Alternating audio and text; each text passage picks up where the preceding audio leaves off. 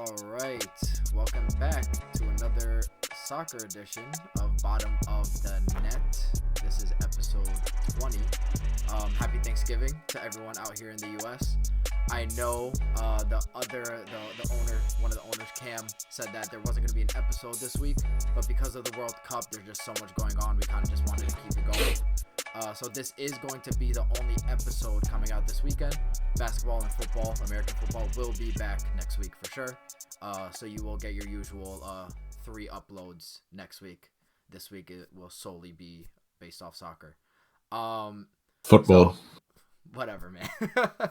So we are going to be talking about the games that have happened so far, how each group is looking. And we're going to talk about the accolades that we didn't get to last week. So who do we think the dark horse is? Has it changed since our opinion last week? Since we didn't get to speak about it, and now some games have been played, and things of that sort. So first off, we're going to be talking about the games. So to start it off, we started off with Qatar, Ecuador. I feel like we could all talk about this pretty quickly. Ecuador completely outclassed Qatar on all areas of the pitch. Qatar did look much better their second game, which we'll talk about that later on, even though they still lost. But Qatar just never seemed to get going. Eder Valencia did score. His injury is still lingering. You saw that in the second game for them as well, but he scored in the second game nonetheless. But he scored the 2 goals, and Ecuador look good. They look good. If you're we could base this off of the 2 games. They look good. Against Netherlands, I'll be honest, I think they got a little lucky not to run away with the 3 points. I agree. Yeah, they look like a solid team. I don't know if you guys have anything else to say. Yeah, I mean that first game was the start of the controversy. There was already controversial calls. First game of the World Cup. The offside. The offside. Right. Yeah. And there was a lot more to come. There was all the extra time for all the games at the beginning, where almost every game had 5 minutes of extra time. So yeah, it was there was a lot going on, a lot of controversy as well with that game. What's your thoughts on that though? The extra time. I don't know. I think I don't know. I think they're just being a little more accurate with it.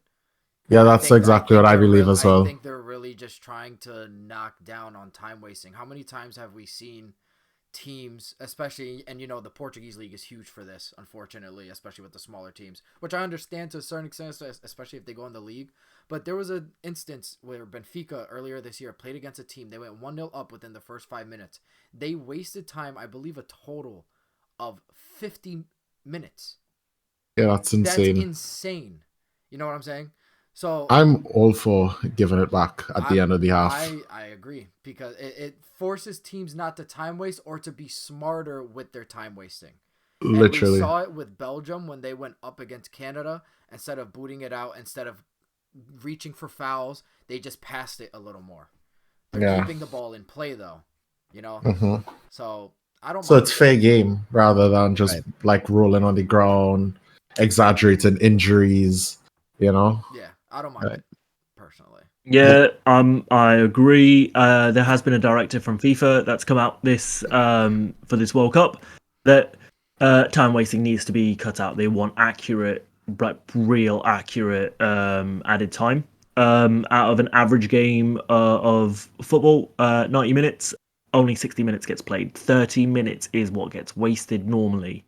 Through substitutions, really slow walk-off, injuries, etc., throw-ins. So yeah, I really appreciate it. I've enjoyed the extra football. Yeah. And for those of you who are tuning in that don't really understand soccer, anytime the ball goes out of play, so when it's a throw-in, a corner, a goal kick, or even a foul, obviously the game's not going on because they have to position themselves for the set piece or whatever it may be. So that just runs down the clock. So sometimes teams will strategically do that, especially if they know they're not the best team and they're up against one of the big dogs and they're in the lead. They want to hold that lead. So they try to waste time as much as possible. The littlest touch makes them fall down onto the floor and scream. So they're just trying to counter that by adding more extra time at the end of 45 minutes. So when you get to the 45-minute mark, you might see 45 plus 10 plus 9, where even as much as last year, it used to be like, if we saw 5 minutes of extra time, that would be a huge It was a thing. lot. You know Yeah. what I mean? And now we're seeing it go way past that. But moving on, we then had Netherlands-Senegal. That's another game that Netherlands, I mean, they played well, but Senegal really are unlucky to have lost by 2. Yeah, Senegal put up a good fight. For sure. They definitely, I feel like, deserved more from that. Cody Gakpo scoring in the 84th with a good assist by Frankie de Jong, though the ball was mental. It was a good. I'd say look out for him. It was a well-placed header. And then we saw they had the 8 minutes added time, and that's when Klaassen scored that second goal. So Netherlands did look good that game. Did they look as strong as I thought they were going to? Honestly, not. But Senegal are a good team. I think from watching them play Ecuador and getting that draw to that second game, they've really improved. I think you slowly see them like sort of understanding that pressure of actually being at a World Cup. Obviously didn't make the last World Cup at all. Right? So I think that pressure of that first game clearly showed. This second game, they were much, much better. Right. What's it called? Then we got the big one. You could talk about this one. 6-2, England, Iran. You can touch on that one. So, flashback, previous podcast, I went, England are probably the most boring team to watch. Don't watch them. Proceeded to follow that up with a 6-2 win against Iran. Now, quite an interesting one. England played well. They took their chances. But on the flip side, I don't think Iran played as well as they normally do. Right. So you sort of saw a team being extremely clinical versus a team who just weren't connected at all, right? To follow that up, you then saw Iran's first game, right? Iran's second game where they just beat Wales 2-0 and they played a lot better, which actually showed Iran's quality. Right. As opposed to how good England were. So I think it was just a game of just being extremely tactically great. We saw Bellingham and Declan Rice absolutely control that midfield, run Iran ragged, followed by the USA game, right, where USA just played so much better in that midfield to just nullify England. Saka had a great game. Great game. Yeah. Phenomenal. Yep. And honestly, Maguire's looking good. Yeah, he is. Maguire is looking solid. We're seeing the reason Man United spent the money. You're seeing Leicester, Maguire, literally. We're seeing the better version of the players. I mean, look at Luke Shaw. Luke Shaw had a great game. A lot of people are talking about him. We got to see how good we know he can be. Jude Bellingham is just like he might be one of the best players in the tournament. Can I just add into that? Jude Bellingham is what, 19, 20? Yeah. Right?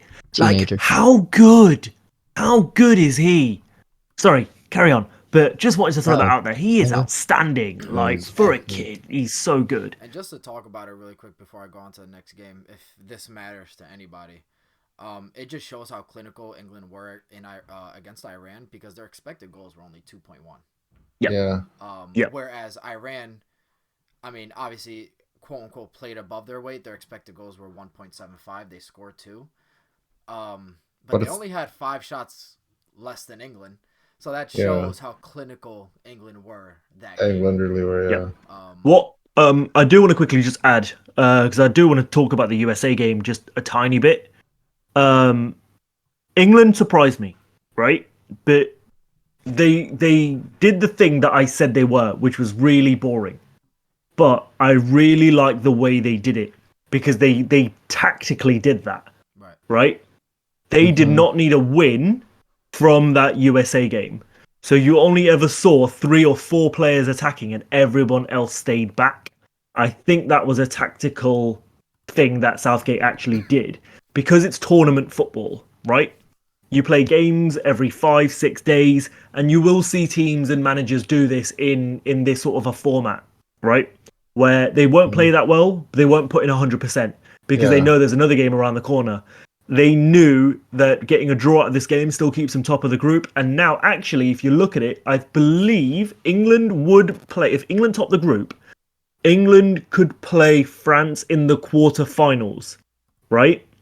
Right. So this also gives England the opportunity to see how the other game goes and then actually say, okay, do we want to be second in the group? Do we possibly want to draw to go second or win to go top? And that's where the actual England start playing that political side of the groups of going, do I want to be top? Do I want to be second?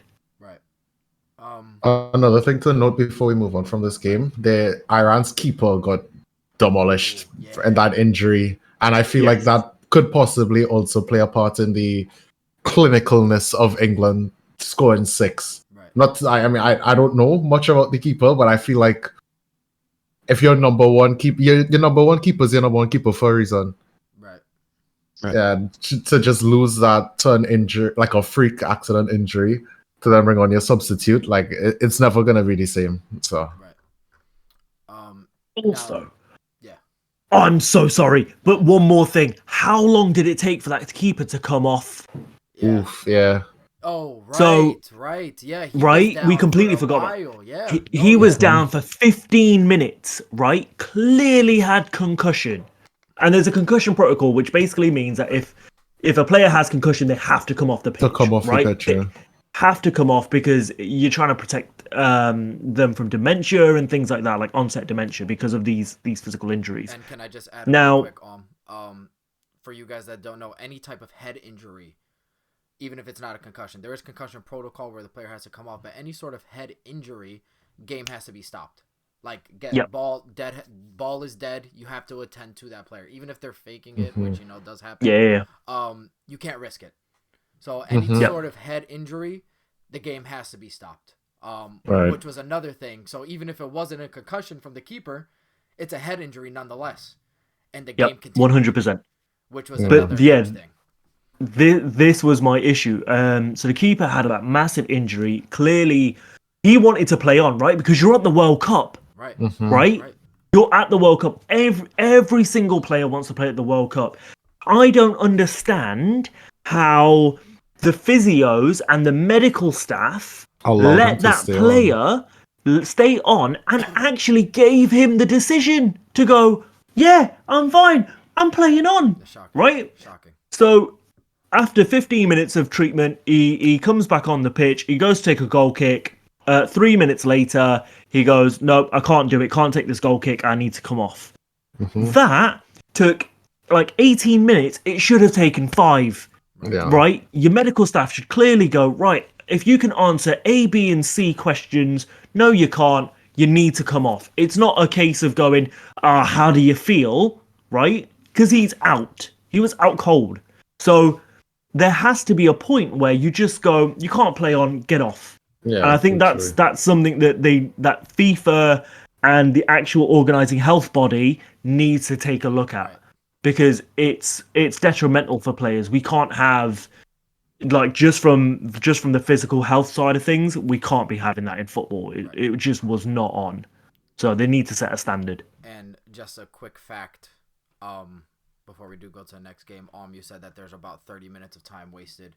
Obviously, this wasn't a situation where time was being wasted. There was a serious injury on the pitch. Yeah. But there was 24 minutes at a time total between first half and second half in that game, which just shows how much extra time, and how serious FIFA is about implementing that rule that we spoke about earlier, which is huge. Now, speaking about USA Wales, this was a game of two halves, really. Danny, you can speak about that. Yeah, for sure. I love that. I love the USA's confidence. You could tell that there's no fear in the national team right now. They're playing with full confidence. Timothy Weah was never able. His dad was never able to be in the World Cup. So he was able to score a goal for him, for his dad. I know he's very happy about that. And yeah, so that was a great moment. And a lot of I mentioned Zimmerman not being able to play from the back, and he did surprise me a bit. He was able to play well, but that one mistake costed them that game. Yeah, so a lot of eyes are on him and whether or not he should continue playing. I think the second game against England proved that he is solid. He is a solid defender. Um, the midfield is one of my favorite midfields to watch, to be honest, with McKennie, Musa, and Tyler Adams. All three of them are workhorses. They're very fun to watch. Tyler Adams is And yeah, insane. yeah, and against England we saw that, and against England we saw that they again played with no fear at all. They were taking the game to England, and that's what you have to do. Like you can't sit back against a team like in England. They will capitalize, as we saw against Iran. Like they it's very easy. They're clinical. Right. England can be very clinical. So the fact we took the game to them proved how confident the camp is in USA right now.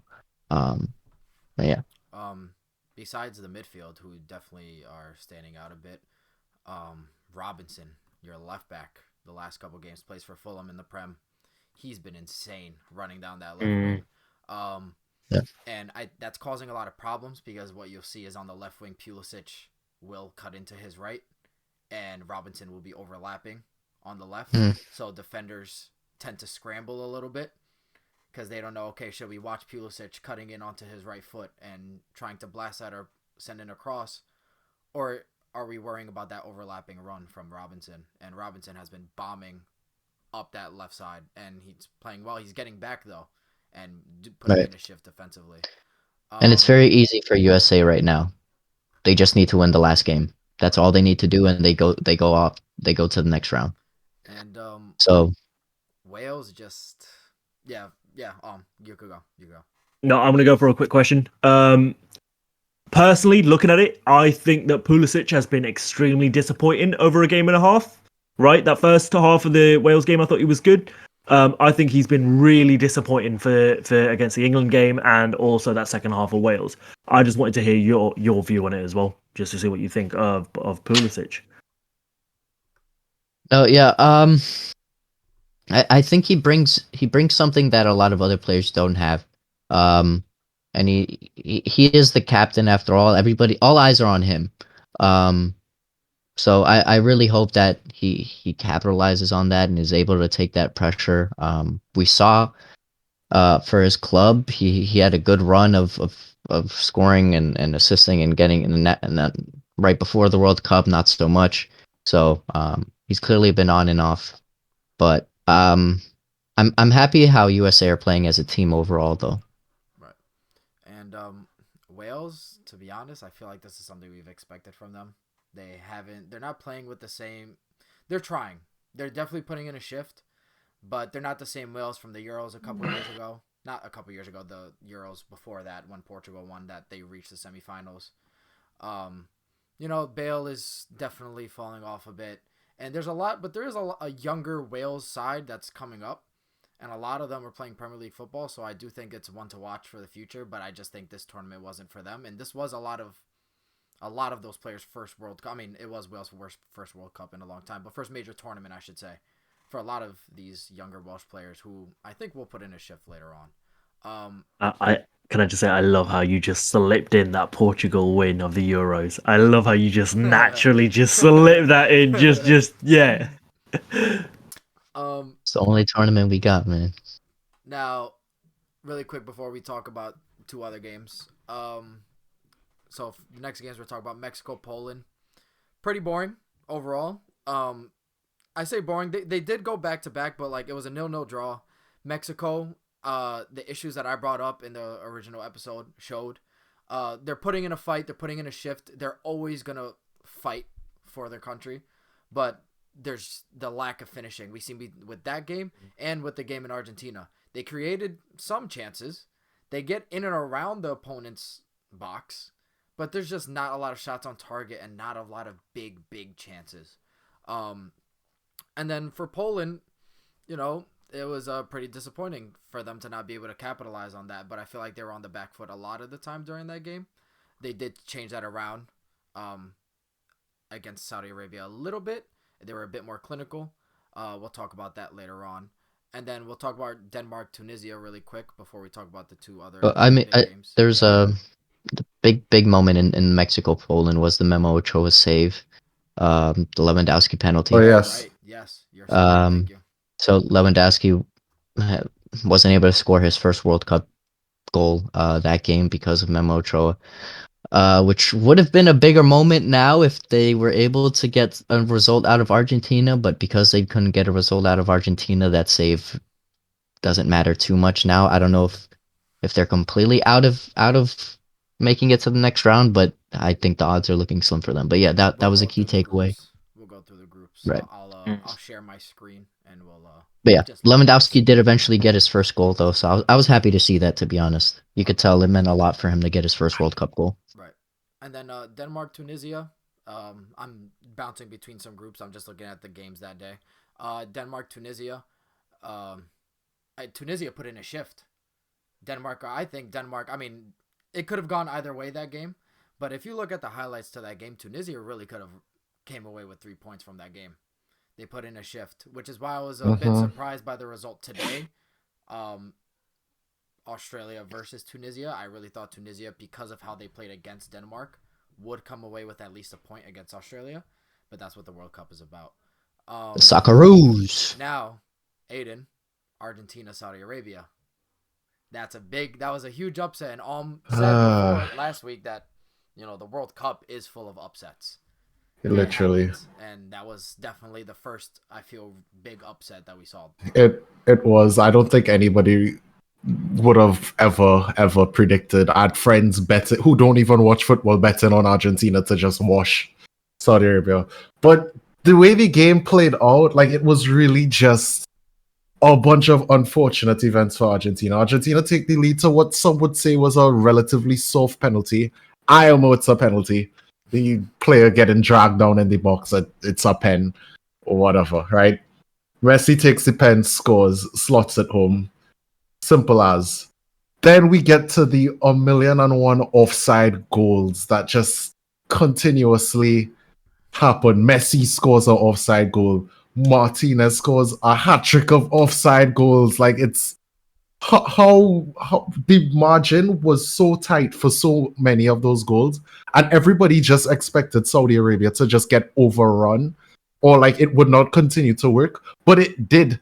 Saudi Arabia played a high line and a high press, and I feel like that's what caught Argentina out. Argentina struggled. Pardon? Did Argentina get caught out by the pressure of themselves, like in terms of being the favourites to probably win the tournament? Do you feel like they got caught out by that pressure? I feel like that as well, but I'm like, in terms of this game specifically, we could get to that, but like, I feel like the press from Saudi Arabia in this first game, like, they played a higher line in the first half. I mean, throughout the entire game, they played a high line, and everybody was just expecting Argentina to like eventually let one through. But what Saudi did was really smart, because Argentina's like starting lineup isn't very fast. Like, they have Julian Alvarez, who's probably like their fastest player off the bench.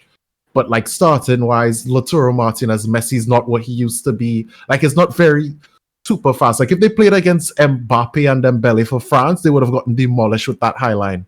But they played their game well. The high press could not let Argentina play their game properly like they would have. And it just allowed Saudi Arabia to create and press. And then you see in the second half, they come out and score 2 goals from literally nothing. And then they just sit back. They don't even sit back properly. Like, Saudi Arabia continue playing that extremely high line. Just, Bro, that second goal from Saudi Arabia. Yeah, well, is quality. Al-Dasari, who probably is their best player, I'm pretty sure we mentioned him when we spoke about Saudi Arabia last week, who probably is their best player. He banged it. That was a shot and a half. And don't get me wrong, Argentina, they got the win today against Mexico 2-0. Me and Aiden were watching it together. They did look a bit shaky for a lot of the time though. And so that's where I was gonna. Maybe this win today, ease their nerves a little bit, you know. Mhm. But let's give credit to Saudi Arabia because they put in a shift, and even though they lost 2-0 today, I believe it was, I watched the highlights. I was not up for the game. They put in a shift. They play ball, bro. They They did. tiki taka. They are so technically good. It surprises me. I know You know they have that some technically good players, like Al Dasari definitely is one of them. But oh my goodness. And another thing, really quick, one of the goals for Argentina, a lot of people are saying wasn't offside, and that the Oh technology yeah, did yeah, not count in, put into consideration the left back from Saudi yeah. Arabia. The new technology didn't read it or something like that. I don't know how true that is.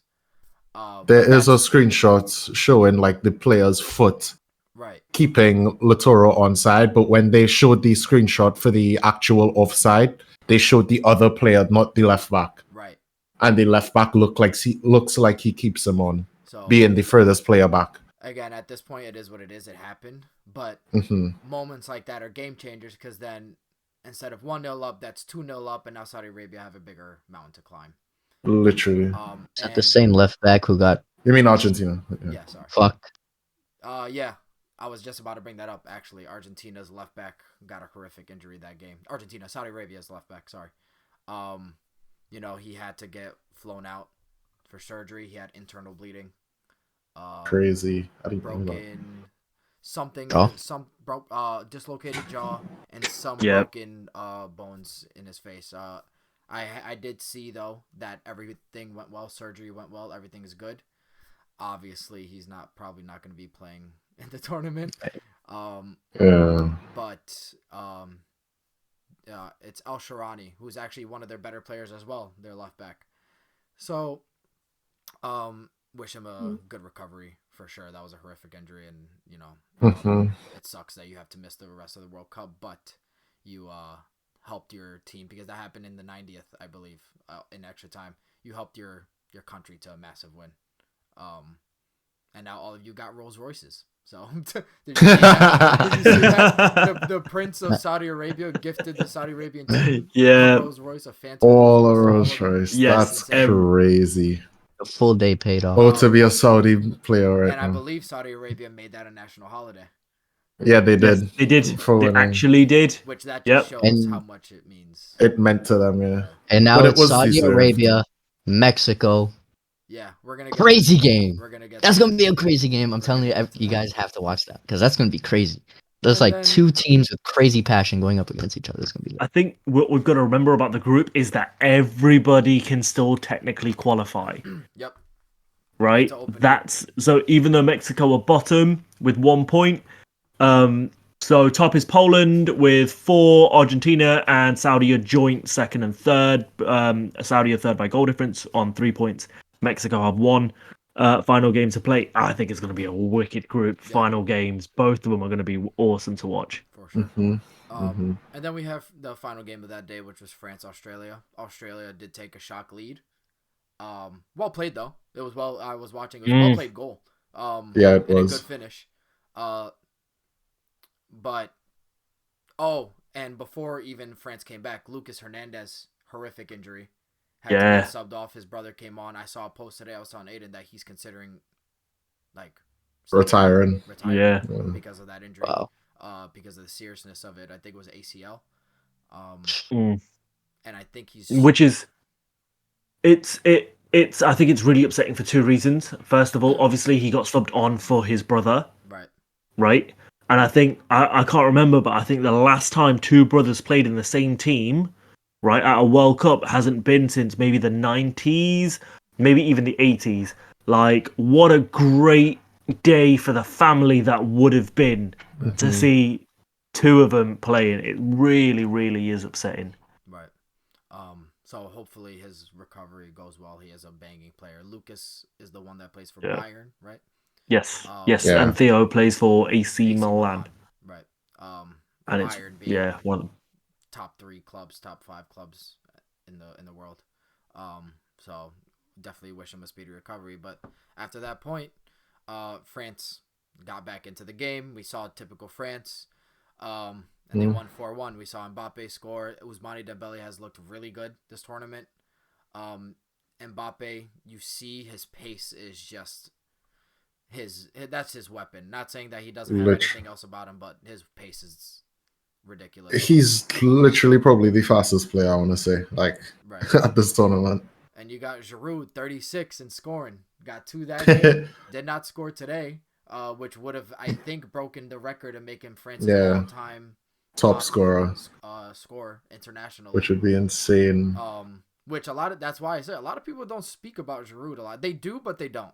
It's such a weird thing. Like, people give him credit, but people don't give him credit at the same time. He's like never spoken about, but he is. It's because he's not like a star standout player, but like he's just been a consistently good player throughout the years. That's his thing. Right.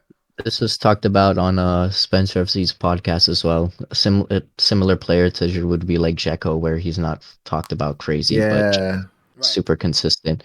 And Spencer also said Giroud will be the top scorer or one of the top scorers in this World Cup before the World Cup started, and it's interesting because I can definitely see that happening, especially now with Benzema out. But to be honest, the way Mbappe's looking, I don't know. But yeah, Giroud definitely a great player. Yeah, I think Giroud is probably one of the best natural finishers that we've seen in a long time. Finishers for sure. He's won Champions League, Europa League. He's won the Premier League. He's won FA Cups multiple times. Like he won the Serie A. He's won so many trophies, right? He's never been a player about pace, and I think that's why even at his age, 34, 35 I think he is now, 36, even older, he's still banging in because he's never had pace, right? He's always had to rely on his ability. He's never had pace, so he never you see the goals that he scores. However, I think the games that he will struggle in is where teams can block France or block Giroud from getting into the box. That's going to be key. If they can block Giroud from getting into the box, they will stand a much better chance. So we'll actually talk about the Denmark-France game because I think they did just that. And they had to rely on their wide players to put in a bit of a shift. Now going on to the next game day, we had Morocco-Croatia. Morocco looked solid. They actually played a really good game against Croatia, even though Croatia had a majority of possession. Excuse me. Morocco did have more total shots, not really many big chances. Both of their expected goals were below 1, which is why I finished 0-0 as well. So it kind of a bit of a lack of finishing on that end, but Morocco put in a shift, and I think they should be proud because Croatia, let's not forget, have reached semifinals and finals in the last couple of major tournaments. Croatia are a huge team, but Morocco put in a huge shift. So and Al Mazraoui, I believe I think it's Al Mazraoui. Is that no Nassar? Just Mazraoui. Mazraoui, sorry. Who's playing makeshift left back for Morocco, which I feel Portugal should be doing with Cancelo, but whatever. He got injured, so that might be a big miss for the next game. I don't know how serious it is. I didn't really look into that. But he did have to get stretchered off, I believe it was. So that sucks. But it was 0-0. Besides that, it was an entertaining back and forth game, but no goals. Then we have Spain's demolition of Costa Rica. Aiden, you can, yeah. I mean, there really isn't much to say about this game other than it was just a pure dicking. Like, Spain pulled it out and fucked them. But, I mean, like I said before, Spain are going to go far. Honestly, like, I know in the first episode I said Argentina are going to win it, but realistically, that's me speaking with my heart over my mind. Spain just look too good, bro. Like, I called it. Lucho knows how to set up a team. People question their lineup. People question the squad. Roger, but he just... And it worked. It worked. He put out a shift. Played great. But, I mean, have Gavi... Did he become Spain's youngest scorer? I think so. Yeah, Gavi scoring. People, bro, before this game, people were talking about Saka and Musiala, how they played for Germany and England. But and they were like, oh, Gavi getting it over them is just a disgrace. Golden boy, sorry. But then you just come and look at how Gavi played in that game, and he just ran the entire midfield, like next to Pedri, who's also a generational talent in that Spain side. Like I love to Pedri. to look so good next to Pedri, I feel like just shows how good he actually is, and I want people to start respecting him because he's so good. Like he's not gonna be like the flashiest player, but like he does the job. Like he's exactly what you want for that system in that midfield, and you're gonna get that. But yeah, like there really isn't much to say about Spain other than they're going to continue to be dominant in this tournament. I feel like Costa Rica, they looked pretty toothless, like they could not put up anything, did not have any expected goals at all. Like, not a shot, not a chance created. Like, yeah, like there's little you can do against that Spain side. If there's anything I can say, Yeah. sorry. No, If there's anything I can say, not to diminish the performance that they put in, but I do want to see Spain against another team, just because Costa Rica didn't look like they had it in them at all. I think Which is fair. after the second or third goal, you could tell like it was just about trying not to make it Yeah, 7, 8, embarrassing. 9. Yeah. So I do want to see them against a top country. But yeah, no, they Which do is a look valid. great. No, that's valid. That's valid. Right. But they don't reach like the semifinals of the Euros last year for nothing, you know. And let's not forget. Sorry, just really quick. Let's not forget though. No, go for it. Costa Rica has Keylor Navas in goal, who is a top quality keeper. Yep. So even though obviously overall Costa Rica's team isn't up to par, especially when you compare it to Spain's team, excuse me, they have a insane keeper. So to get 7 past that keeper who plays for PSG, has played for, was it Real or Barca? I'm forgetting. Sorry. Real Madrid. Real Madrid. Yeah, that's a top quality keeper. So to even get 7 past him is still huge, regardless of the rest of the team. What were you gonna say, really quick before we move on? Yeah, no, I was just going to say, speaking of games, because we're halfway through this the second round at the moment of games. Right. Spain play Germany tomorrow, so you're probably going to see that test a little bit more. Followed, and then obviously they play Japan, which I'm more excited for the Japan-Spain game. I know we'll probably have another podcast about that. I think just before that game is played on. No, we won't. It will be afterwards, but I'm actually, I'm excited for that Japan-Spain game probably more than the Spain-Germany game. Yeah. And then before we get to the big one for a lot of us here, we have Belgium-Canada. Belgium edging out a win against Canada. Few talking points here. Also, big shout out, really quick. I have to do this. I thought I did it last one, but I didn't. Lucas Miller and Liam Miller.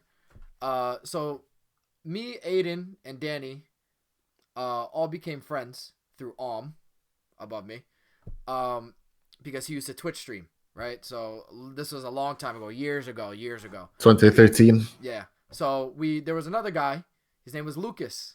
And at the time, his brother was in the youth academy at Fulham. At Liverpool. No. It was Fulham. It was Fulham first. Yes, it was. Yeah.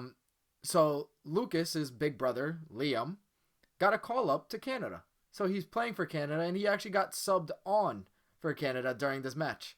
So big up to them. I actually spoke to Lucas, and just so you guys know, I have spoken to Lucas. He will be on the podcast. One of the future episodes, probably after the World Cup. He's currently in Qatar supporting his brother. So he's been to he was at the game, so we're gonna get some firsthand experience from him, talking about how it was over there, how the games were, how Canada played, how the atmosphere, everything. We'll just ask him a bunch of questions. And if you guys have any questions, definitely let us know. But he will be here in the future, so big up them. But back to the game itself, Belgium got lucky. They did. Canada played shift. Yep. Can we get a shift counter somewhere? Yeah. Oh, also, let's not forget, Thibaut Courtois made an excellent penalty save as well, didn't he? Oh, yes. It was. There was a lot of questions about Alphonso Davies taking it. Yeah, there was. I understand that's probably Canada's golden boy at the moment. Go on, Well, go on, without a Stephen. doubt. Go on, Stephen. playing for Go on, Bayern Stephen. Munich. But Speak the truth. Jonathan David, in his last 12 penalties, has scored 9, which is a good stat compared to Alphonso Davies, who has never taken a professional penalty. Maybe he's been through a penalty shootout, but he's never taken an official penalty in game throughout the regular 90 minutes. Wonder who decided that. Apparently Who he decided did. to take the Apparently penalty? he did. Apparently he took it off of Jonathan David. You know what I mean? Well, he's stupid, So, considering he had a hamstring injury. He probably just wanted to be Canada's first goal scorer at a World Cup. Yeah, but I don't understand why, if you know you've got an injury, yes, you're playing through it, right? And that's why he wasn't playing in the same position that he normally plays for in Canada, right? But if you've got an injury, especially a hamstring injury, something that's going to affect your ability to kick a football, Yeah. right? Like, why? What? It's just silly. It's selfish. He didn't look like he really had that knock on him though, on the hamstring injury. No, no, I don't know. You never saw him sprint. You never saw him actually have a really good run. Fair. Right? He was still attacking. He didn't have to, run back and defend. Yes. So I agree with Dom. They kept him up. They tried keeping him up there so he didn't have to run back and forth. They played more of like a left wing back system, so I'm assuming Eustachiou probably filled in that gap. Yes. Miller, yes. Where Davies, instead of having to run all the way back, I'm looking at the formation right now. Instead of having to run all the way back, would probably take Eustachiou's role in the midfield, and they would interchange to save him from. I think that's the only issue with we all want to see Liam Miller play, but when we look at Canada, it looks like they're very left heavy right now, with Adekube being their left back, who is very important for them. Davies also being there, that's very important for them. It's hard for him to fit into the squad, but when he came on, he looked good. He did. Yeah, and for Canada's is it their first World Cup? Yes, I think it's their first World Cup. I don't know if it's their first World Cup or their first World Cup since 1990. Yeah, in a while, in a very long time, and they didn't score. I think. Yeah, I think it's 1966 because it's when England won the World Cup. Canada didn't score a single goal. Yeah, it was 1966.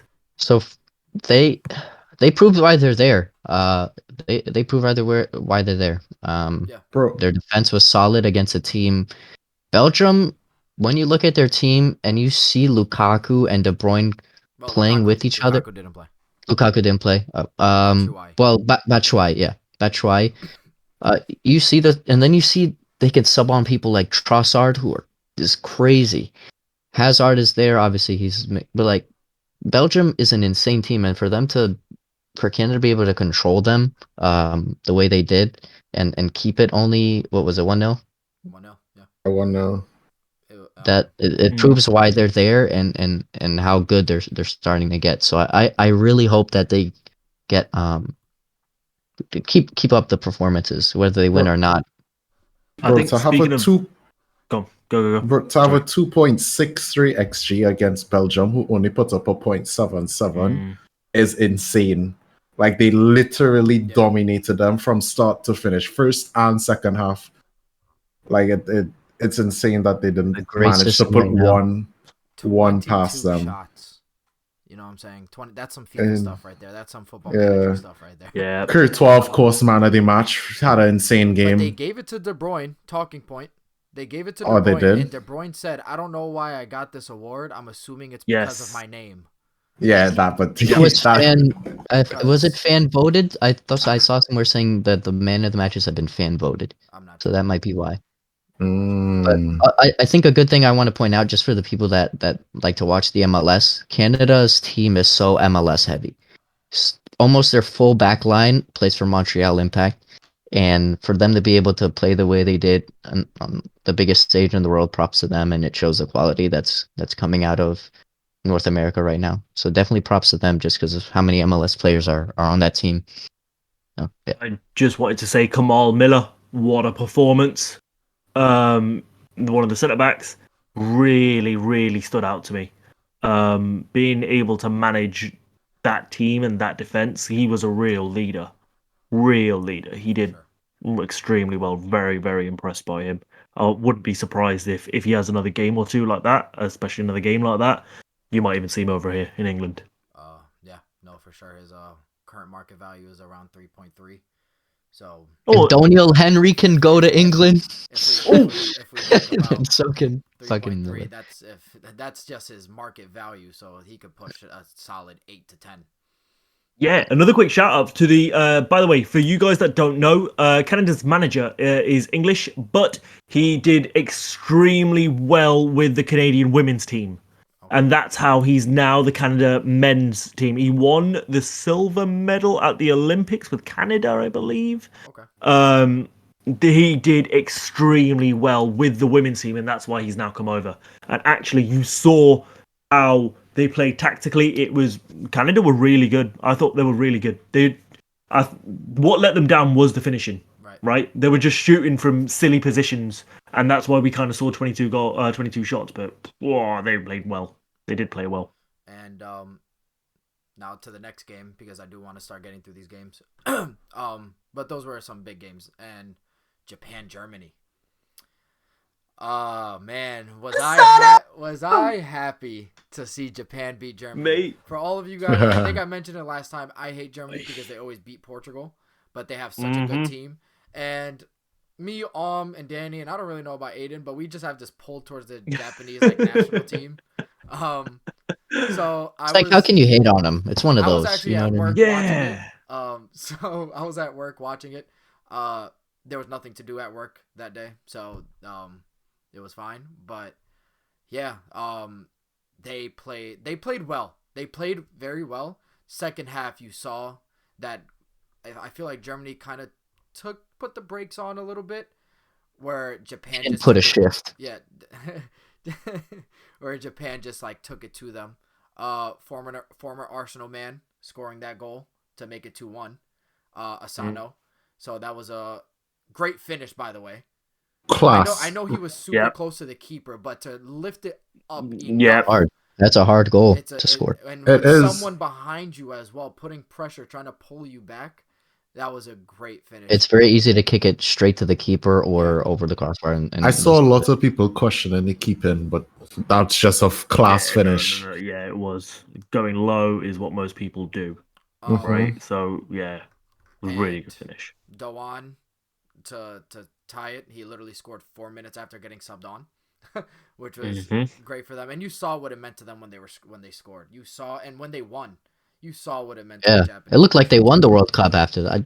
Players running on the pitch. One thing I really want to bring up, is the defending or just the work rate of the Japanese team was so good. Seeing everybody get back, they were fighting for that win. They were like they refused to let that lie down. Yeah. The way they were getting back, it was great, and they were ready to try and score a third if they had to. They were going back and forth, doing the pressure that I saw them put on the German players was I'm great. Through their team right now. You have Maya Yoshida, 34, so he brings that experience, Premier League experience, Bundesliga experience, top level experience. Serie A experience, yeah. Ko everywhere. Itakura, plays for Gladbach, but what I didn't know is that he came from Man City's academy. Man City, yeah. So that's another one. Hiroki Sakai, who I was a bit surprised to start over Tomiyasu a little bit, considering Tomiyasu is doing insane for Arsenal right now, but Sakai did put in a shift, and Tomiyasu did come on later on. I think Tomiyasu had a knock. That's why he came off the bench. Okay. And then Nagatomo, I didn't even know was still playing. 36-year-old, big up him. No, and Maya Yoshida. Yeah. How is he still playing? Yeah. Wow. That's what I'm saying. So, I mean, Yoshida being 34 still plays for Schalke, so he's still playing at a top level in the Bundesliga, so that's, good for him. Nagatomo, though, he's back in Japan playing for FC Tokyo, 36 years old. But let's not forget he came from Inter, playing years at Inter, and was just a staple for them for a while. And then eventually they didn't even get rid of him for the longest because he was just such a solid squad rotation player that could play almost anywhere. But it was just, what a performance from Japan. Germany did have 26 shots. Yeah, it's not to say Germany played bad. Right. But they did. I do feel like they lacked that cutting edge that we've seen from past Germany teams. they don't have that clinical striker up top, that Mario Gomez, you know. Gomez, close, close. Yeah, Yeah. Muller's Yeah. getting on a bit, unfortunately. Not unfortunately, fortunately for me. But like, there's like, and they brought on that Nicholas Fulkrug guy who I know has been doing decent in the Bundesliga. And Yusufa Really Moukoko. good. Yusufa Moukoko Moukoko, they actually only got brought a- in like the 90th, which I feel like was, if you're down 2-1, and I don't know, I feel like you should have brought him on a little more For considering sure. Germany, or at least another attacking player. But again, big up Japan. Definitely makes it difficult for Germany, and a big game for Germany tomorrow. They need to win against Spain, in my personal opinion. Yeah, otherwise they're out. Yeah. Well, they do, they need they to, do, otherwise they they're do. out. Yeah. It's as simple as that. But let's go on. Last point. You could say your last point, but we do have to go on after this one.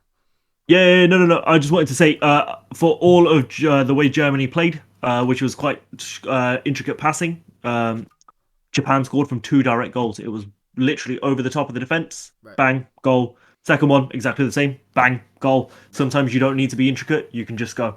Right. Shout out Blue Lock, by the way. Yeah. Now Clearly we're on the worked. next match day, because we still got 1, 2, 3 more match days to get through. Really quick. So we got Uruguay, South Korea. I didn't watch the game. Did any of you? It was really boring. I It heard was It was I watched dead. I watched the boring. highlights. I heard it was kind of meh. Yeah. There wasn't Yeah, any it- crazy honestly, big chances. This is the one game I think we can all happily just skip over because it was extremely boring. We watched it at work.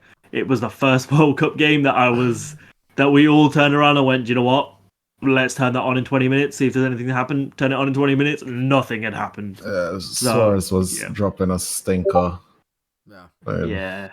And Darwin Nunez, you saw a bit of what we saw from at Benfica, where he kind of, and he showed it at Liverpool too, where he kind of doesn't look up at the pass. He kind of tries to do everything himself.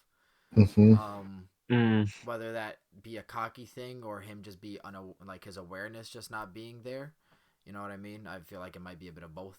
I feel like it's both, to be honest, because he just never had awareness back at Benfica either. Even before his crazy second season with us, his first season, he just His eyes towards pass. goal. Yeah, and it doesn't. His eyes towards goal. He has one mission, and it's to try and get in the goal. So yeah, so it's one of those. We saw how that hindered him today. There's always a benefit and a negative from being so direct. But I see, you definitely see players that benefit the most when they know the difference between, okay, let me be direct now, but let me look for the pass this time. So yeah, there wasn't much there. Switzerland, Cameroon, Bril and Bolo. Then we big point talking him point. out. Big talking point. Yes, we did point him out, but big talking point. So he was born in Cameroon. And there's a lot of stick right now going towards him. His dad still lives out in Cameroon. I saw videos today of stuff being thrown at the house. From locals. Which is sad. And you even saw him pay respect to Cameroon. He didn't celebrate, if you look at it. He started to jog just a tiny bit, and he was like, wait. And he stopped. So he was showing his respect. And it's like, I understand he was born in Cameroon, but if another country raised you, or if you just feel a bit more affinity, a tiny bit, or like you owe something towards a country for giving you a new chance, Truly. it's kind of hard. And it wasn't like he disrespected you guys. So I feel like, I'm not saying this is Cameroon as a whole, obviously. All Cameroonians are like this, just hate. There's some people that were bored and stupid. Yeah, but exactly. Which is all over the place. But it was a good game. And Buemo that plays for Brentford. I feel like I've seen him play for Brentford multiple times, and I feel like his thing is just his finishing, because he always gets a shot off. He always plays so well. He could just never put it in the back of the net. Choupo-Moting had a good chance. I believe it was in the second half that he didn't put away. But Cameroon put in a shift. But Switzerland were just a bit too much. They were pretty evenly matched. Ball possession 51-49. Total shots 7 and 8. Switzerland just creating a bit more of big chances overall. So it wasn't a bad game, but it wasn't, crazy. But yeah, that's it's gonna be interesting to see how both of these teams fare in the next match day, because they haven't played yet. I believe that's tomorrow for them, or the day after. So it's gonna be interesting. Both of them still very much in it. Well, Cameroon, I should say. Cameroon is still very much in it. Because who knows, if they play like how they played against Switzerland, but they actually be a little more clinical, they could go up against Brazil. They could cause an upset, even though Brazil looked good still. Now Brazil-Serbia 2-0, where Charlison's goal was insane. Disgusting. The second one. Yeah. They did score 2. Um, But that second goal was yeah, disgusting. you want to talk about this game a little bit? I can do. Watched it in its full. Brazil absolutely dominated, like we say they would. Every time a player went off, like we said, there was another world-class player that came back on. We're seeing a little bit of Richarlison that we don't get to see when he plays for his teams, like Tottenham. We saw him a little bit at Everton when Dominic Calvert-Lewin got injured, but we see why he's Brazil's number 9. Like he's selfish. As a striker, you need to be selfish, and he's a really good poacher. He's got the technical ability, like we saw in the second goal. If for those that haven't seen it, ball comes up towards him, he sort of he controls it and flicks it. It kind of goes behind him, so he turns, bicycle kick over his head, like straight in. Absolute world class finish. Right under where you're. Right, put the clip of you speaking and put the goal right under. Yeah, that'd be like it was fantastic. But at the same time, we saw how teams like to play against Brazil. We saw Neymar go off with a massive, well, not a massive injury, but he's going to be out for the next game at least. His ankle is swollen, bro. Yeah, it really was. Bad. Yeah, he's so unlucky as well. Because this always happens to him. Like this always happens to him. Like in the 2014 World Cup in Brazil, like you see how the Brazil team deflated after he went out. Like he's just very unlucky with injuries. Like it's always his moment, and he loses it. Like I don't know, man. You mentioned the 2014 World Cup, and all I can think of is the clip of him just continuously rolling. Like he's probably still rolling to this day, and that's why his ankle's so bad. Yeah.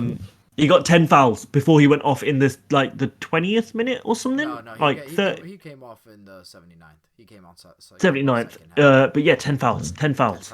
Like throughout the whole game. Neymar is targeted. I will say that, but I also will say that he holds the ball a little too long sometimes, and he could, if he releases a little quicker, he would not suffer as many fouls as he does. But I mean, that's what you expect from Neymar. That's the kind of player he is.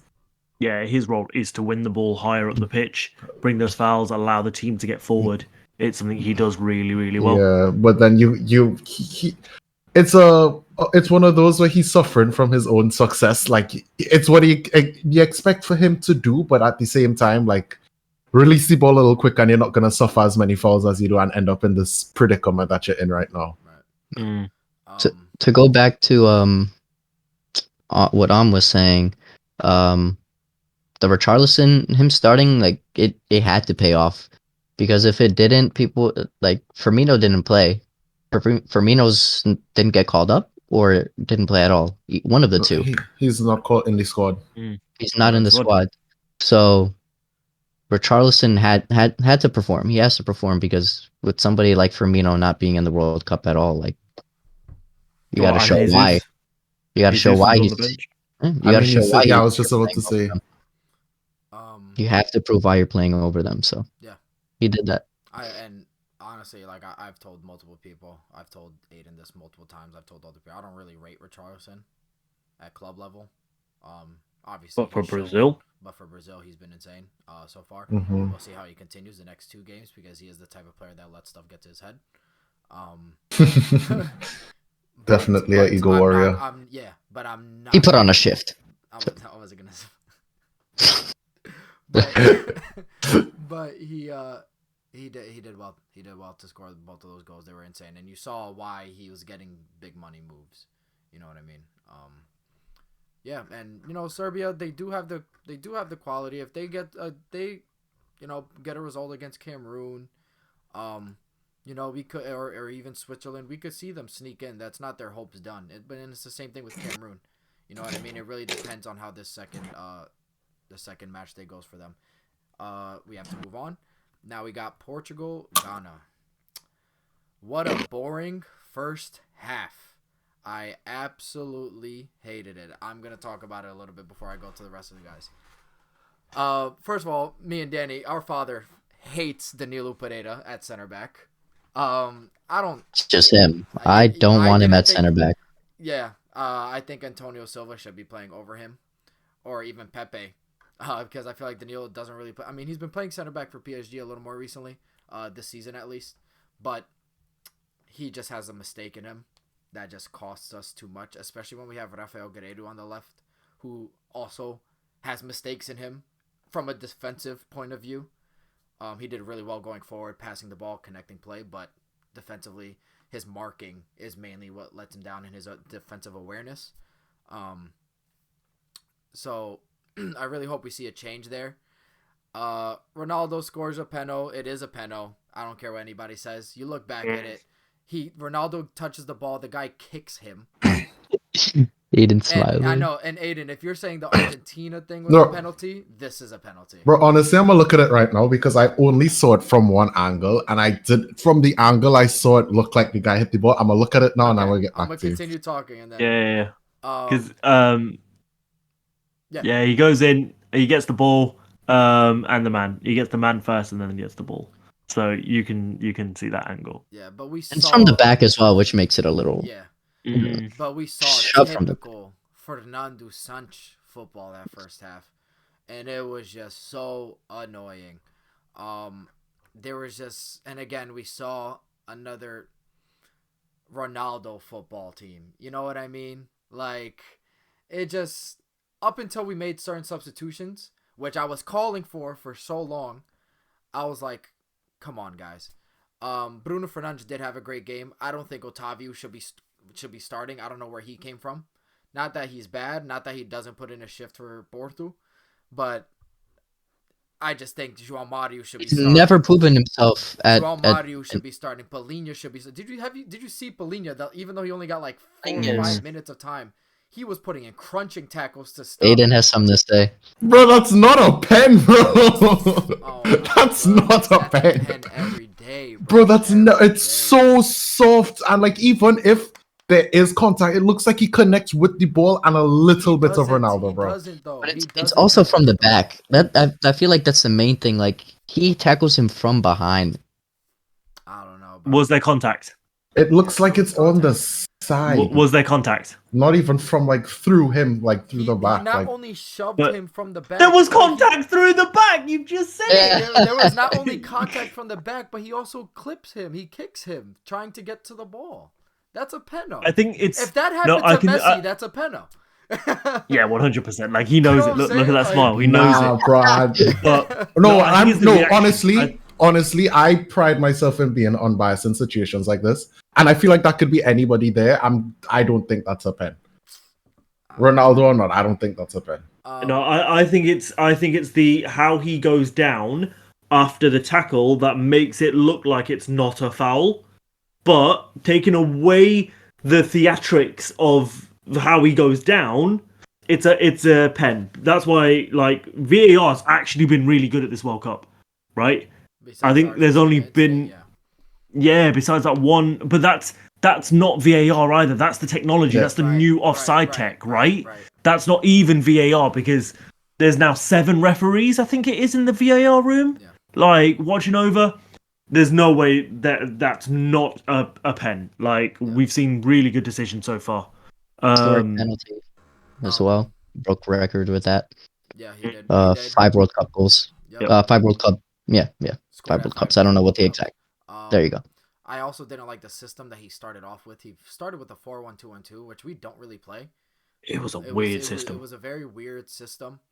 With Ruben Neves being our DM, which is new. Ruben Diaz benefits from having another midfielder next to him. When he is that sole defensive midfielder. Ruben Neves, sorry. He didn't play bad, but you saw that wasn't what he's used to. If you want to play a 4-1-2-1-2 system, you play William Carvalho in that DM role. Lenga! Shit! You play Pereira in that DM role. Or Palinha or Pereira, right? Yeah.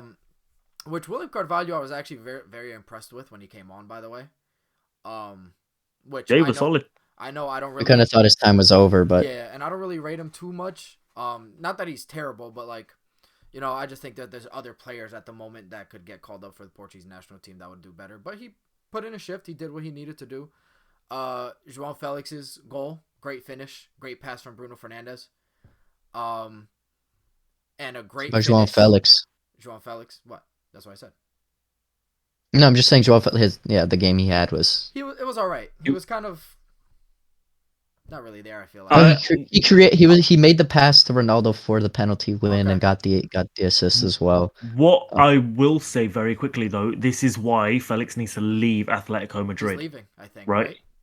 Yeah, apparently there's a rumor, but I think this is why he needs to leave because even though Portugal didn't play that expansive football, right, he instantly looks so much better than he does at Atletico Madrid. Bro, Atletico Madrid is not the team for Joao Felix. Nah. I feel like this is the one part of the conversation I could speak at because 100%. This is why I also brought it up.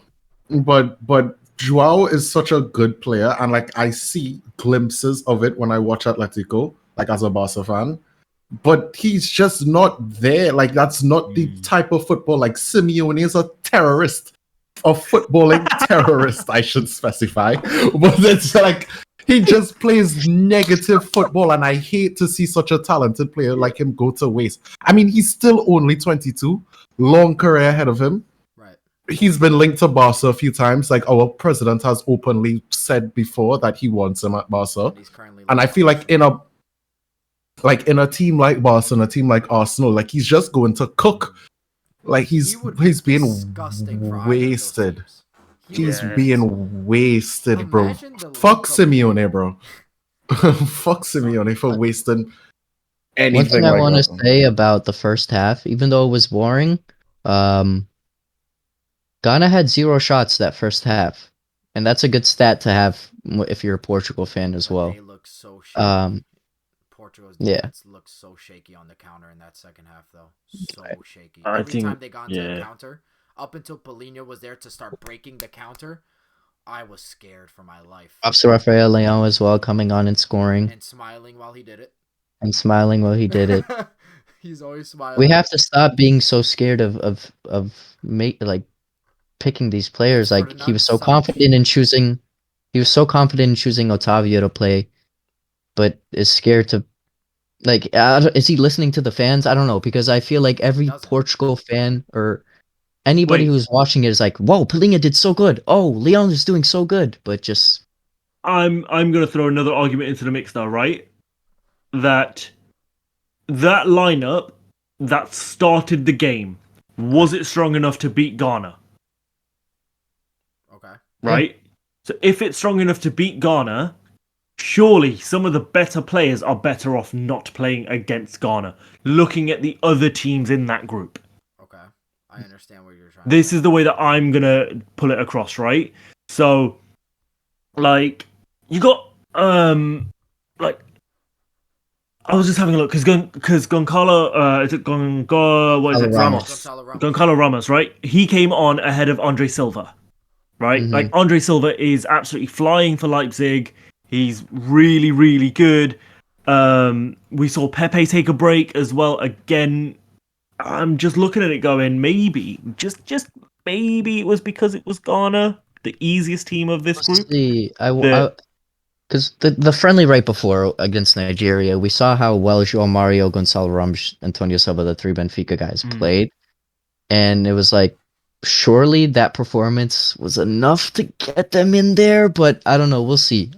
It's only been 1 game, but yeah, there's two much harder games. It's almost a good problem to have, the fact that we want these players to come on and they're there, and like we have these options. The fact that we have these options is good, but it's just about choosing the right players. But let's give credit to Ghana. Portugal scored and they responded really well, scoring only 8 minutes later. Andre Ayew, he's getting on, but he's still putting in a shift. 32 years old.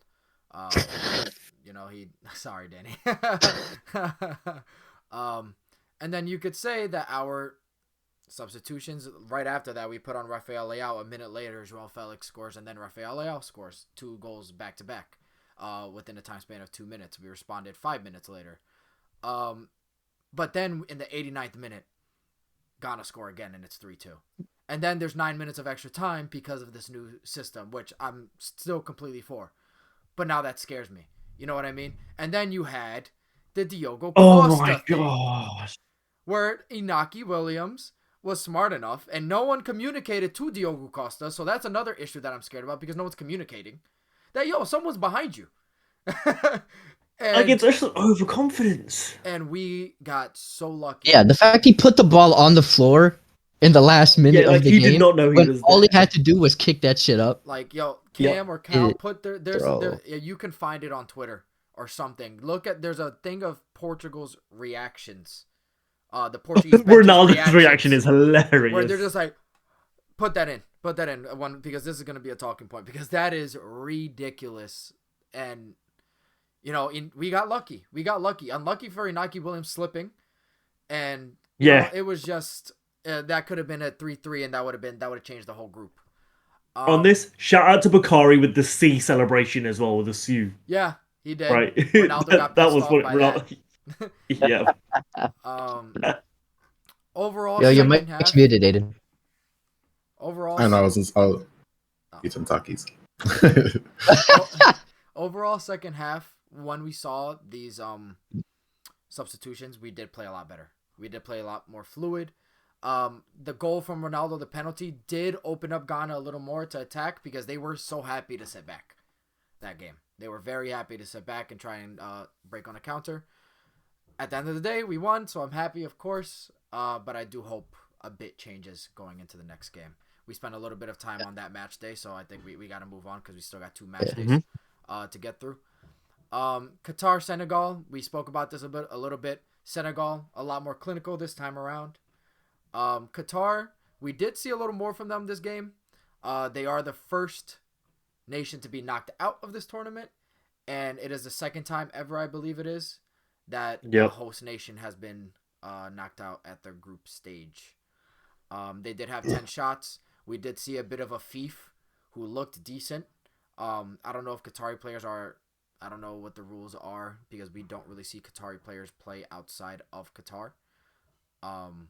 But he's a player that I would think would get a move out of Qatar, because he did look like he had quality behind him. But overall, again, Qatar's team just wasn't up to par. Senegal's team played amazing. 13 shots. The expected goals was actually on Qatar's favor, even though Senegal scored 3. But overall, good job, Senegal. Keeps them alive. Qatar, you're out. Sorry. Thank you. Time to go home. Thank you for hosting. Netherlands, Ecuador. We spoke about this a little bit earlier. It was a 1-1. Gakpo got on the score sheet again with a great finish with his left foot, by the way. He's a righty. So that's a great finish with your weak foot. Ender Valencia with the poacher's finish was there for the rebound. And that's what you're expected to do. He now has 3 in 2 games. So big up him. He was one of my players to watch for Ecuador, and he's putting in a shift. He came on injured again at the end. I don't know how serious it is. We'll see. Hopefully it's going to be enough to get against... It won't be enough so he could play against Senegal, because that's going to be a big game between those two to see who goes through, essentially. Right. But again, good job, Ecuador. I think a lot of people were sleeping on them, may I say. And Netherlands struggled. We did see Netherlands struggle. We saw a bit of vintage Netherlands. And when I say vintage Netherlands, I mean Netherlands within the last couple years where they've been struggling. They only mustered 2 shots on target. Or 2 shots, period. Sorry. One of them being Gakpo's goal. So, that is that's worrisome. But Ecuador are just solid. They have a good compact squad. They break the counters very well, and then they counter themselves. So, good job to them. But I just want to quickly say before we move on, PSV are gonna make a killing on Gakpo after this World Cup, they're bro. gonna make so much money. Because I won't be surprised if he's gone in January, because he's just very clinical. He's just good. Like, he plays well. Like, I do gotta move on, Danny. Sorry. You're good. So Wales, Iran. we saw Iran score twice in extra time. 98th minute. The other one was 90 plus 11, so that's like the 101st. That one's a bit weird. Maybe it was because of the celebrations, or maybe so much time being wasted during extra time. That's the only thing I can really think of. Nonetheless, in the 98th, they did make it 1-0. Wayne Hennessy with a terrible attempt. Oh, how did the ref give that a yellow? Originally, right? Yeah, Originally, like VAR overturned it. Yeah. How did he give it a yellow? Yeah. He booted him in the face. Yeah. But we did see a much better Iranian team compared to the one against England. We saw the Iranian team I think we were expecting against England. Iran could have scored so many more goals. Azmoun hit the post I think twice. So we saw a much better Iranian team. They had 21 shots. Wales did have 10 shots, but overall Iran just were a lot more clinical, even though Wales had a lot more possession of the ball. So I believe that's Wales out, maybe? I don't know. We'll go through the groups and we'll look at it. No. Everyone can still qualify. Okay. Yep, everyone can still qualify from that group. Just very quickly, Stephen, you might actually be the best person for this. Iran's manager. Carlos Queiroz, right. So he was a previous Portuguese national team manager during, I believe, the 2010 World Cup, I believe it was. And maybe, I don't know if it was 08 Euros was still Paulo Bento. He might have been 2012. He's a good manager. He knows how to make a solid, compact team, which is kind of ironic considering they lost 6-2 to England. But ironic. Oh God, there's the dad in Om showing. But he knows how to get a good, solid core, and I think we saw that. He is a bit like Fernand Sanch in the sense of he plays a bit more defensive. You don't really see him playing with such a high line and trying to, really push the opponent. But he's a good manager. He's there for a reason. This isn't the first. He's gotten Portugal to the World Cup. He's gotten Iran to the World Cup. And I believe it was Morocco the last time around. Or it was another country that he got to the World Cup. So he knows what he's doing, obviously. And he's a lot more tactical, I would say. Also, Sir Alex Ferguson's assistant manager as well. Right. Who's probably the greatest ever manager in the game. Right. I think statistically he actually is. Sir Alex Ferguson for Manchester United. So yeah, he was his assistant coach. Then we got England USA 0-0. I think we pretty much covered that though. To be honest, we're gonna go into it. Yeah, we spoke about it earlier, so it's gonna be pretty quick. But I do think, like Danny said, USA brought it to England, for sure. And I think the thing is, I feel like people were expecting a much different result because of the 6-2 demolition of Iran from England, and then the collapse from USA in the Wales game. I thought that people thought that it was going to be much different this time around, but what we saw was USA showing like, no, we still have this fight, and we're gonna take it to you. But it was still pretty boring overall. USA are still. Go ahead. I don't know. USA are good. I don't know how good. Right. Because the issue is that England did not play to 100%. Right, of course. They did not. They played tournament football, right? Where you've got to have that break. So, I don't know. After that second half against Wales, like, Phil Foden didn't come on, and how he's not had the game time he normally has because he's England's, best player, right? He could play for Spain, right? He is that good. And the fact that Gareth Southgate didn't want to bring him on because he might lose the ball was the only concern for me coming out of that England-USA game. Bro, you literally saw players like Ross Barkley publicly tweeting, "Get Foden on." If an English international is tweeting at you to get a player on, I feel like that says something. Before we move on, Mason Mount getting a lot of stick. Good. Deserves it. He's awful. Yeah, I was gonna say that. He has been getting a lot of stick, and he should be he should not be starting over Foden. Madison. Okay. For that. Madison's injured, so Madison can't be in the equation at the moment. I think that Foden plays slightly differently to Mount. What? Mount. Yeah, his name just went straight out of my head there. He plays very differently, right? Mount is a lot more secure defensively. He can keep the ball. He's not as adventurous. So in a game that you're looking to draw, time waste a little bit on the field, he's a good player to have. Mount's just not. I don't know. He's just very average, right? Like you put him in Portugal, you put him in Spain, you put him in Brazil. He doesn't get into any of those teams, but he's just an average player. I don't know why he constantly gets selected by Southgate. He's got very good work rate. Don't get me wrong though, and I think that might be why. It's the fact that he can run for 90 minutes, right? 4 days later, he can run again for another 90 minutes. His work rate and his stamina are outstanding, and I think that's why he's probably playing. But apart from that, I don't understand it. Right. He's not great.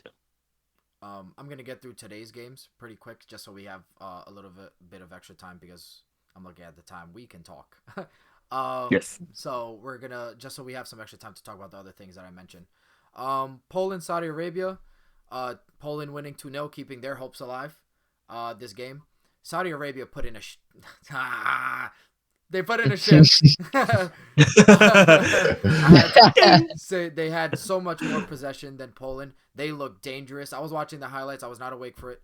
And they were playing that tiki-taka football I mentioned earlier. I think that they got pretty lucky to not come away with at least a point against Poland. Yeah. Lewandowski. The Szczesny double save was insane. Yeah. Szczesny double save from the penalty, and then the follow-up from that penalty was disgusting. And then the mistake from the defender for Lewandowski to score. Right. I mean, that's just good Lewandowski pressing, though, because he's such a good striker. Here we go. Right. Okay. Yeah, they kept their that group is interesting, to say the least. Everything's pretty open. Australia winning against Tunisia. Big up Australia. I really thought Tunisia, like I said earlier, were gonna win. So we might have a couple eyes on Australian players from Europe. I know a couple of them, I was just looking, do play in Europe, whether it be second division of like the Bundesliga or, the Scottish League or, the Championship. Some of them do play in Serie A, but you might see a couple eyes going towards there. It's usually these obscure nations where European teams kind of look because they might find a deal as well. So we'll see, but big up Australia, keeping their hopes alive. Big game for Sutar. Good game for Sutar. Sutar had a great game. The tackles he was putting in. Yeah, he looked like he plays top flight. Yeah. I think we mentioned this previously, that out of Australia, half the team play either in Scotland or they are Scottish. Yeah. Right? Like, it's a really weird thing. Yeah. So big up Scotland's B team. Well done. Yeah. France, Denmark. Oh man. Denmark are awful. France are really good. Really good. I feel like France struggled to break down Denmark for a lot of the time. Yeah, I think it's just the way Denmark played. Defensively, they're solid. They've got a good goalkeeper in Schmeichel, but I think overall France just showed the quality, and I think that's all it is. Yeah. Denmark aren't as good as what we were expecting. Right. And Mbappe was that difference maker that game, scoring 2 goals. And you could see, I think that's it. Even though Giroud, like we mentioned earlier, they did stop him. They couldn't stop the pace of Mbappe when he would cut in and then cut back out, and like they just don't know what to do with that. Mm-hmm. So. Can I just throw a quick point on Denmark? One of the players. I am really disappointed in Damsgaard, considering his performance at the Euros. Yeah. But really disappointed. So this was the thing. This is the thing about tournaments. A lot of the time is that sometimes players shine in the tournaments and then fail at club level, and then you see that the next time. But then he played really well in Serie A. At club level, he wasn't doing that well before that Denmark move. I mean, before the Denmark Euros. I looked at the stats. He's 23, 22. He's still young. So before the last Euros, he would have been 18, right? So it's understandable that he wouldn't be that good. He did quite well. He's now at Brentford, I believe. But I don't know. He's just not showing any pace. Yeah. He's the one quick player that Denmark have, and he's just not showing it. Yeah. So, yeah. Sorry for France, interrupting. France first team to qualify. So Officially, congrats. And yeah. they're also, I believe, the first World Cup winners holders in the last 3 World Cups to actually progress so early, or to progress at all. Wow. I think every time a team has won the World Cup, they get knocked out the next one. Mm-hmm. It's something 2010 like Spain won. 2014 Spain went out in the group stage. Germany won and then went out in the group stage of 2020. So yes, I think Italy didn't. I think Italy 06 got knocked out Italy. 2010 in group stage, or did he even go to Or 2010? No, they didn't. They didn't make It 2010. was one of those two. Either they got knocked out or they just didn't even. No, they were there. They were there, but they got knocked out group stage. I believe it was. Paraguay took them out. Whatever. Yes. And then we have Argentina, Mexico. Me and Aiden were watching this together. Aiden, can really quick though, because we do got to talk about a couple things. I mean, again, I feel like we covered a lot of it. I feel like this game, more than the Saudi Arabia game, you saw the nerves get into Argentina. Like after being that first shocker to Saudi Arabia, coming out in this game, that first half was so dead. Like both teams barely created anything. Like it was just a snooze fest. And then second half starts, nothing again is happening really until out of nowhere, Lionel Messi from the outside the box, class finish, like just absolutely puts it into the corner. Chua can't do anything about it. Finishes that goal, and then the game finally opened up a bit. Finally got chances on both ends. Mexico still never looked a real threat. I remember in the game I was gonna tell Steven the good thing is that Mexico didn't look like they were about to score anytime soon. But I didn't want to say that, and then they scored. I don't want to jinx it. But then as the game progressed, you just saw Argentina finally get into a rhythm a little bit more. And then eventually Enzo Fernandez from a corner kick. Well played, great finish into the top right-hand corner. Ochoa again couldn't do anything about it. And yeah, Enzo Fernandez, Benfica player. He's been really well. He's really playing amazing for us this season. Yeah. I don't really see him staying past this one season. I'm not gonna lie. Any player that plays good for Benfica, you don't see him staying long. I see him playing if they're Axel Witsel, where Axel Witsel came, played amazing for one season, and then dipped. yeah. But yeah, and we saw Mexico's lack of goal scoring ability, which is what almost had them not qualify for the World Cup towards the end of the qualification, because they just couldn't put it at the back of the net. Really quick, I'm gonna share my screen for you guys. And we're just gonna go through the groups really quick. We have about 10 minutes. So All right. Do you guys? I still have. That was my prediction. I still have Netherlands, Ecuador getting through. Yeah, that was my exact prediction. The first podcast. Right. Yep. You guys have any? You guys still think Senegal's gonna get through? How do you guys feel about that? Yeah, I still think Senegal. Okay. I really wouldn't be surprised if Senegal nudged them. Depends if Valencia plays. Right. Well, it'll be an interesting game. That'll definitely be a game to watch. Ecuador, Senegal, in my opinion. I think the experience of Senegal just takes them through after winning the African Cup of Nations. Fair. Mm-hmm. England, Iran, USA, Wales. Must win for USA to get through. Mm-hmm. If it's difficult. It's difficult because if they find their scoring edge against Iran, then potentially. But Iran also played super well against Wales, where USA struggled against Wales. So I don't really know. Do Iran play for the draw? No. Not at first. They don't play.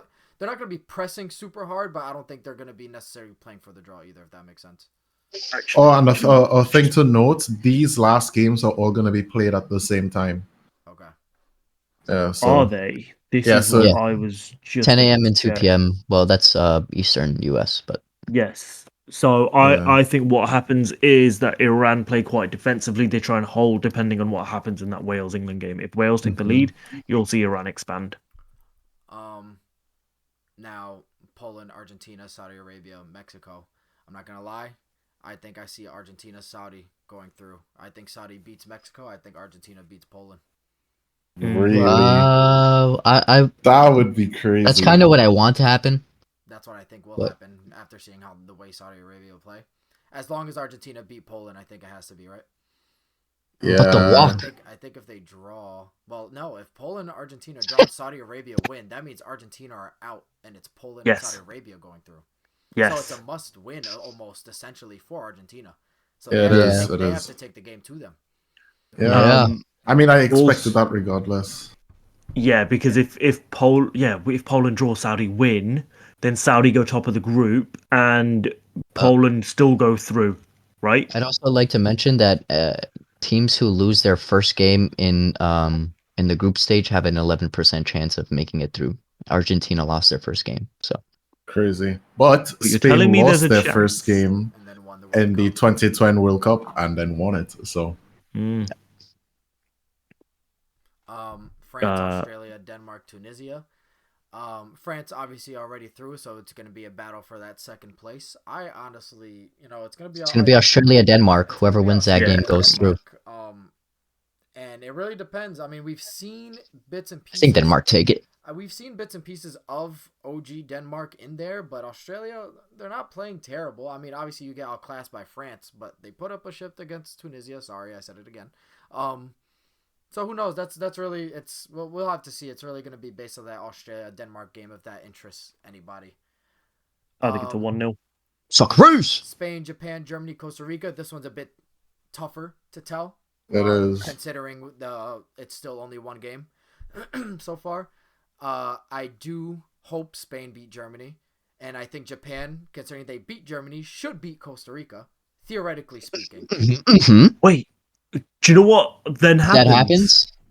It's Both confirmed. teams qualify, Yeah. and Yeah. Germany and Costa Rica are basically out. Instantly out, yeah. So the last game, they doesn't matter at all. When is that? Um, When Well, do they'll they play play? fighting for first When do those guys play tomorrow? Whoever wins tomorrow.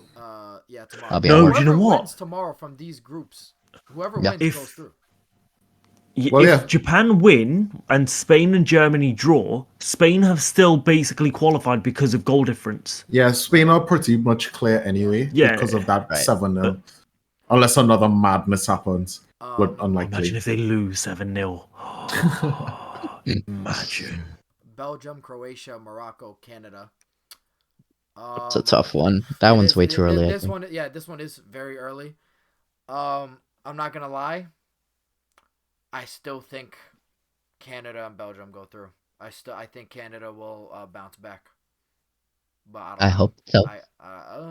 I don't know. Over Croatia, bro? Part of me feels like Croatia might not make it, man. I mean, I've Could you imagine? Yeah. haven't really enjoyed Croatia's games this tournament. So. Brazil, Brazil. Cameroon, Serbia. Brazil are gonna make it through. I feel like even though Yeah. Neymar's Push absent, on the show. even Push on. even though Brazil is, I mean, Neymar's out for the last two games, I still think they go through.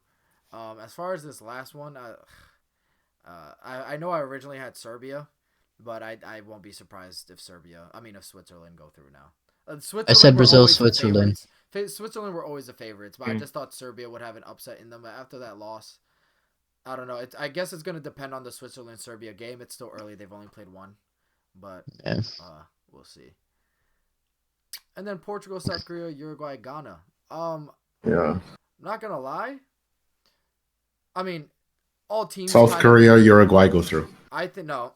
I think well, it really is going to depend on the game against Uruguay. I think Portugal will go through because I feel like Uruguay, at least going based off of that first game, don't look as dangerous as I originally thought they were going to be. I think Nunez can fuck up our defense. I can't lie. Potentially, I'm gonna stop streaming. By the way, guys, this part.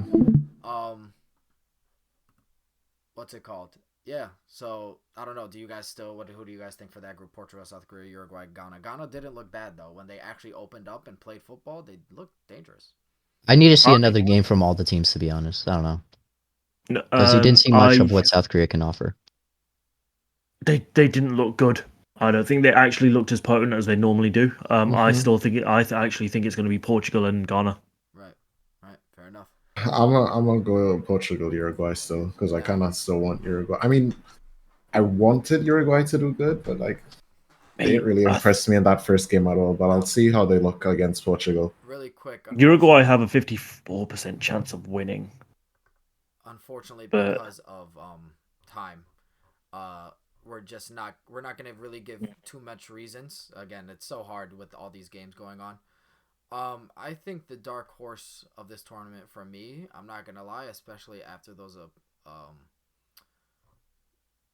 their performances, is either going to be Japan or Saudi Arabia. Ironically enough, it's really weird for me to choose because Ecuador looked decent, Saudi Arabia looked decent, and Japan looked decent. My dark horse before, though, it has changed. My dark horse before was Uruguay. So I guess it's gonna depend on the second match day for that group to see if they turn up a little bit. But my dark horse has changed a little bit.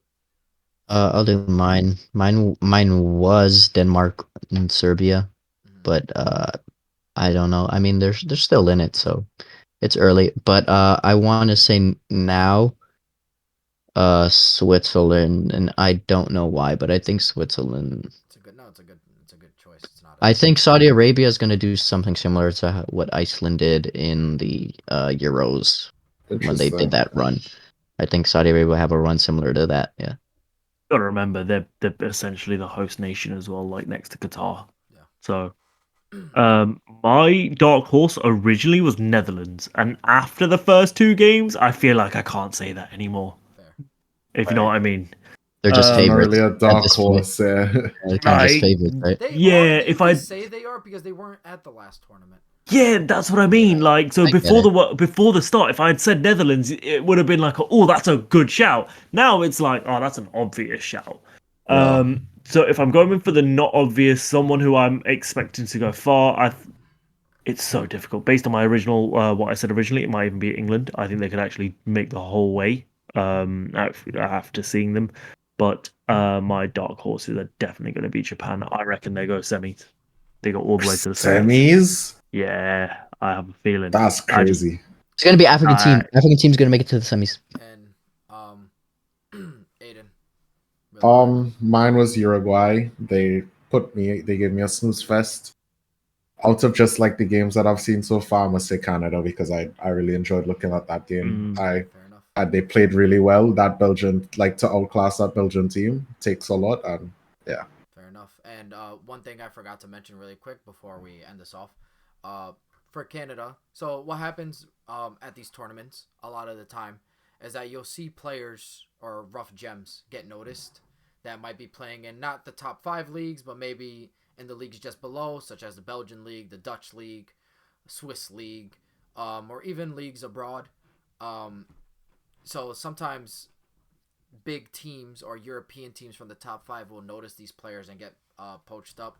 This happened with Ener Valencia at for Ecuador at the last tournament or whatever tournament they were in before that they were in. He got poached up by West Ham, I believe it was. So, we've seen stuff like that all the time. So we're seeing our first bit of transfer news, quote unquote, that is related to the World Cup. I would say more though, and not saying that he obviously has to be playing well for the club as well, but I feel like this transfer news has only come up after the Canadian game. But Johnston, I believe his name is, right, Danny? Sir Johnston, yeah. From Canada, who when I was watching, put in a shift. He was playing right center back, but he pushed up a lot. Is he also a right back, Danny? He's usually a right wing back for Montreal, yeah. Okay, so he was playing like a right center back in a 5-back system, but I saw him pushing up a lot. I guess when Larea came off, he kind of went wide again.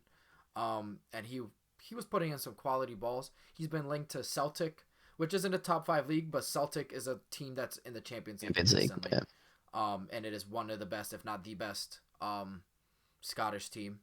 So that's a big move, going from the MLS over to Europe to play in Scotland, to play for Celtic. And the thing about Celtic is a lot of players from Celtic then get a move to another team in Europe.